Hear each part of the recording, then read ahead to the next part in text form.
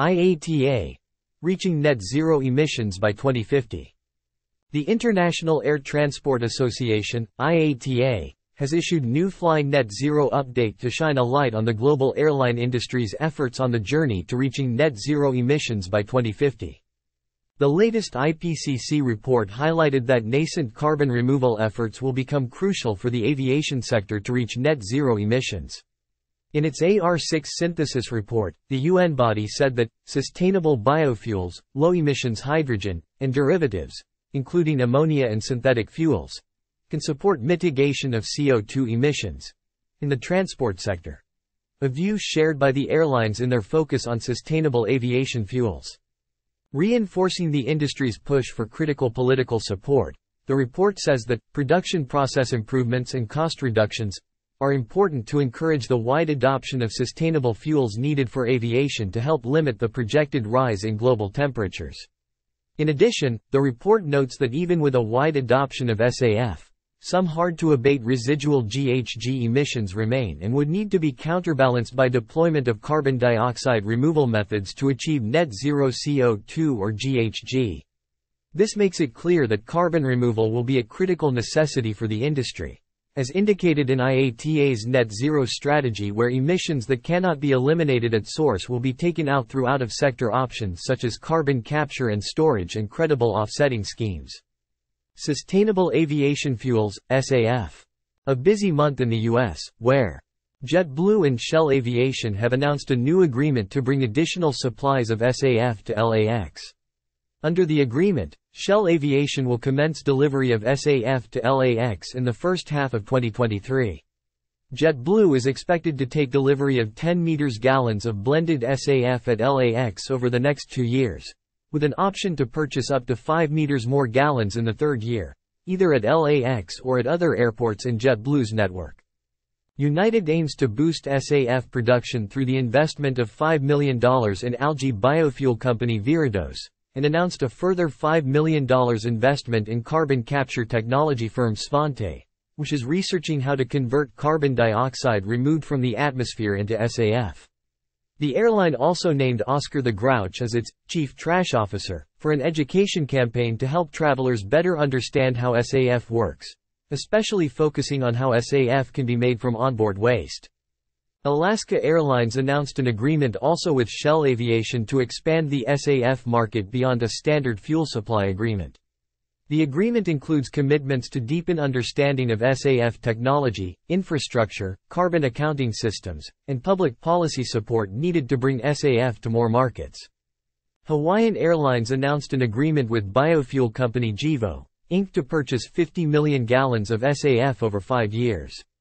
Gevo expects to supply the SAF from a facility to be constructed in the Midwestern United States and begin deliveries to Hawaiian's gateway cities in California starting in 2029.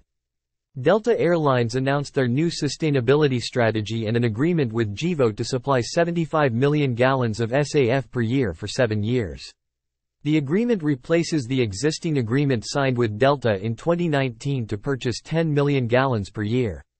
In Northern Europe, Air Greenland announced that flights servicing the route between Sondre Stromfjord, Kangerlussuaq and Copenhagen Airport in Denmark will now use SAF, through a new SAF supply agreement between with DCC and Shell Aviation Denmark. In Europe, Icelandair and Idun2 have signed an MoU for up to 45,000 tons of SAF from 2028 onwards.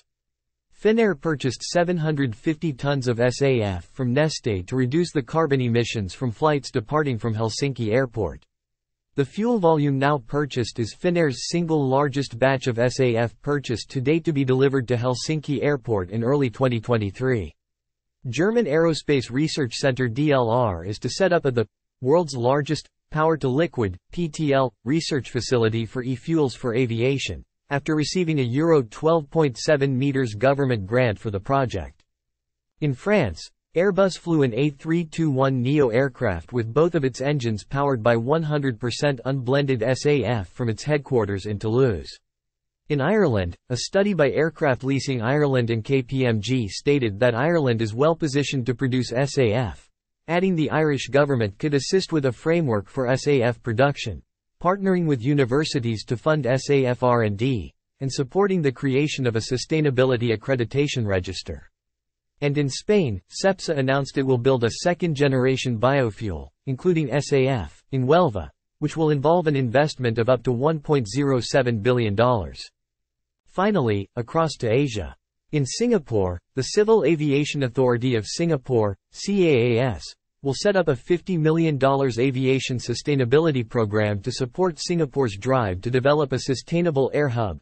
The Aviation Sustainability Program will provide selected applicants with funding towards delivering measures that help to reduce aviation's carbon emissions, build sustainable operational capabilities, or unite industry partners to help create a sustainable aviation ecosystem.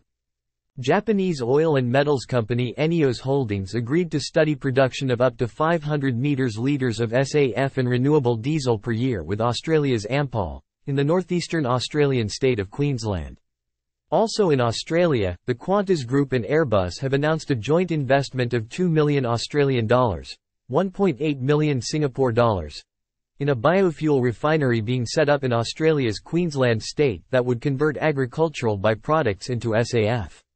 The funds will be used for a detailed feasibility study and early-stage development of the proposed facility jointly developed by Jet Zero Australia and LanzaJet. Hydrogen and electricity. In the U.S., Universal Hydrogen announced having successfully completed the first flight of a hydrogen regional airliner. The company also partnered with Japanese companies Sojitz and Mitsubishi HC Capital to study and develop a green hydrogen supply and logistics solution for Japanese airlines. Honeywell Aerospace has signed a multi-year contract with Worcester Polytechnic Institute to develop hydrogen storage and fuel cell technologies for future use in the air transport sector. Fortum and ZeroAvia signed a MoU to explore developing hydrogen production and refueling infrastructure at airports in Europe. Swedish zero-emission aircraft developer Heart Aerospace will collaborate with the government of the Åland Islands, an autonomous region of Finland in the Baltic Sea, to explore the use of the hybrid electric S-30 to decarbonize air transport links to the islands. In Canada, Swiss company H55 announced building a manufacturing facility in St. Hubert, Quebec, to supply new and existing Canadian customers, including Pratt & Whitney Canada, CAE, and Harbour Air of Vancouver, with battery technology and support of green aviation initiatives. Airports. Airports Council International, ACI, released the annual Airport Climate Action results for airport carbon accreditation. The latest carbon reduction and compensation results achieved are record-breaking. In the period covered, accredited airports succeeded in collectively reducing the CO2 emissions under their control by 549,643 tons, a reduction of -8.1%. This is the largest reduction ever achieved through the program.